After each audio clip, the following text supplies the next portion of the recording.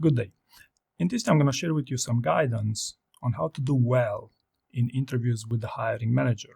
And sometimes these interviews might happen early on in the process during the screening rounds in companies such as Google or even with Amazon. Or in other companies such as NVIDIA, the hiring manager rounds tend to be towards the end. Maybe also because the hiring manager tends to have the final say in those types of interviews, whereas in others, they only make a recommendation to a hiring committee, or there's the panel consensus at Netflix, right? The first and most important question you should answer in a hiring manager job interview is, can you do the job? Okay, you must convince them that you are able to do the job, right? How does this happen? Well, the majority of candidates would have a reflex to go to the job description and look for the core competencies presented for that specific role, right? Well, in reality, things are not as simple as that, because if they would share what they're actually looking for in the ideal candidate, that everyone would prepare just that, right? So those competencies that they value the most, they will not actually share with you in advance, right? But still, the job description could be a valuable starting point for you to prepare your best stories, to showcase the experiences that you find as the most relevant with respect to the role that you're applying for, right? But equally important is during the actual interview to exhibit listening skills and to listen carefully for those hidden 2-3 competencies they're looking for in the ideal candidate. And this combination of preparing your best stories around can you do the job and exhibiting listening skills is, in my opinion, the best formula for success there, right? The second thing that I found extremely important in hiring manager interviews is, can they trust you? Are you who you say you are? Okay, because what happens is it's perfectly plausible for a candidate, especially early on in the process, to have a great CV that's music to the applicant tracking system's ears, and that to be the primary reason for the candidate to be preferred with respect to others. Whereas if your CV is well made, contains the right keywords, it doesn't mean the candidate has the right aptitudes and core skills, right? Or another very common example of these, are you who you say you are, would be for candidates to sell themselves, so to speak, in the age of AI, where it's become very cheap or even free to exaggerate or to fabricate your stories by rewarding them using AI, right? So in my experience, it's not the candidates who try to sell themselves to exhibiting, those I'm an exceptional candidate with amazing skills. It's not that type of candidate who tends to land the job, but the candidate who actually proves their point and speaks about their past experiences and demonstrates their core skills and aptitudes in the context of, being able to do the job. Candidates also exhibit a high level of ownership, also tend to be the most convincing, right? So my advice to you would be to avoid exaggerating or fabricating information in hiring manager interview rounds, because if you put yourself in someone else's, in your interviewer shoes, or even in my shoes, when I hear candidates in role play sessions, it's far easier than most of you realize to spot if a candidate used AI to remodel their stories, or if a candidate is a bit fishy in what they're saying, right? The third thing you'd want to focus on for hiring manager interview rounds would be teamwork and your ability of working in teams, and be ready with some examples of collaborating, especially with difficult colleagues, right? Now, what happens here is that why teamwork and interpersonal skills are so important is because there's candidates nowadays who've only worked remotely. Okay, and when you've only worked remotely, there's not only advantages you have, but also probably, you might not have that experience of working face-to-face, working on-site with other people. So that's why, you might lack some of that expertise, right? Or another very common example is for people who've never worked in high-performing teams or high-performing environments. to simply say, hey, I don't have conflicts. I'm a non-conflictual person, and I've never had to handle major conflicts throughout my career, right? And if this does happen actually with people who have a 20-year career of experience, right? So my advice to you would be to, of course, prepare in advance a few examples, but try to focus on conflicts that were over your subject matter expertise. For example, if you're an economist, you might have disagreed with someone else on some metric or some results, to which you eventually looked for some data and then you used your communication skills.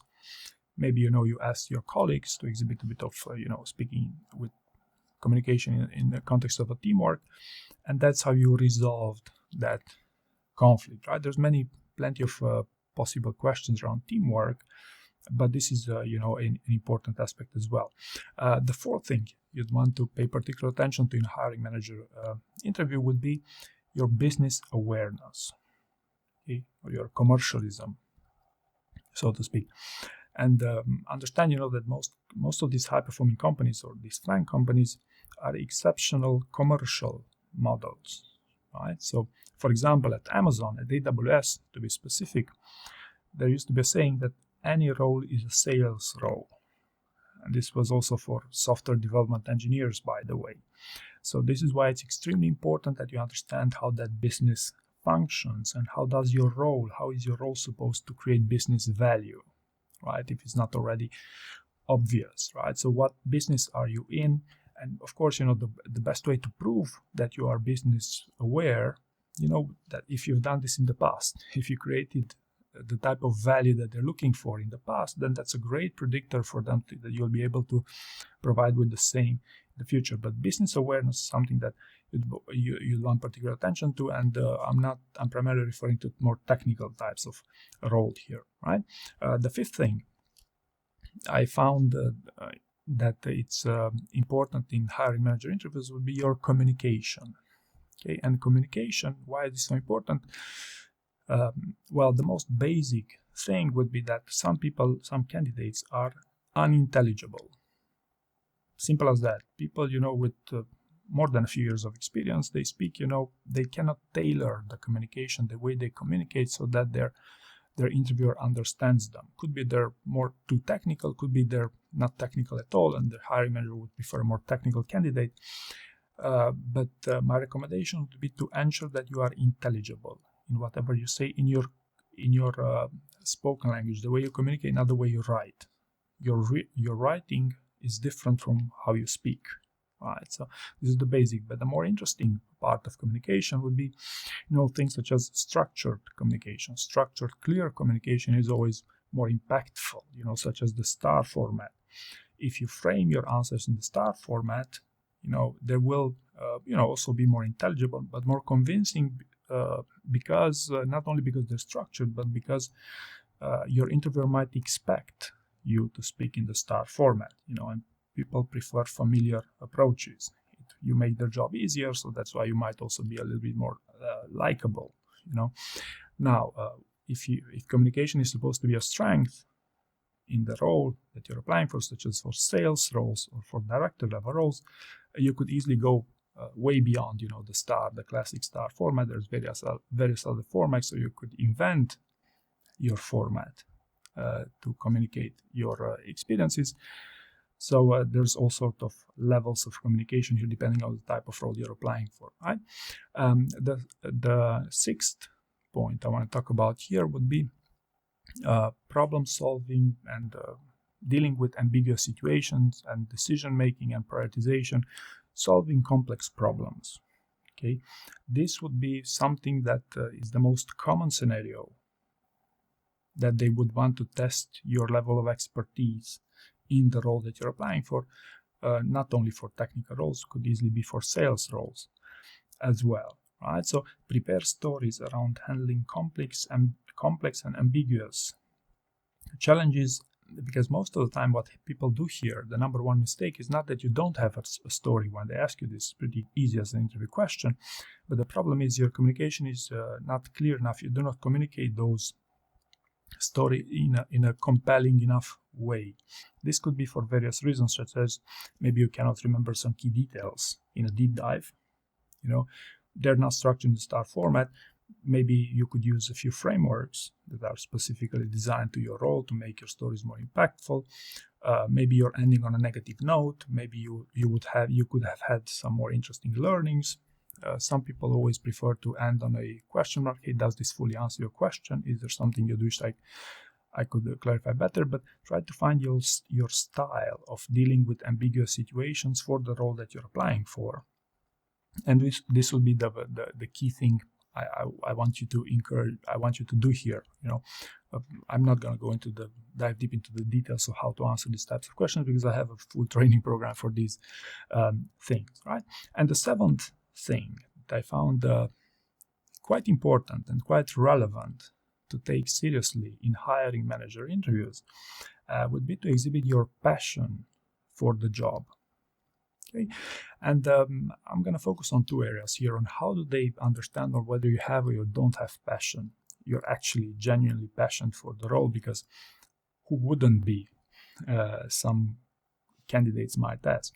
In my experience, there's more than a few candidates who are not really as passionate as you might expect for the role that they're applying for various reasons. Either it's not their dream company, either it's not their dream seniority for the role that they're applying for. And the two ways that candidates spill the beans, so to speak, in the circumstances is, first is, why do you want to work here? When they ask you this question, and usually candidates who are less passionate for the job, they would go with the generic, you're an exceptional company with an amazing growth trajectory with some amazing people, and it would be the honor of my life to work here. Right? So basically they're over complimenting the company without saying anything interesting. Okay, now you won't get disqualified again for not saying something interesting in why do you want to join this company, but if they hear the same answer from 10 candidates all day, you can imagine you cannot differentiate yourself from other candidates. So one way you want to differentiate yourself would be to think about what could be interesting for your role, or the type of experiences you have to connect it, how that your type of experience could benefit the company that you're applying for.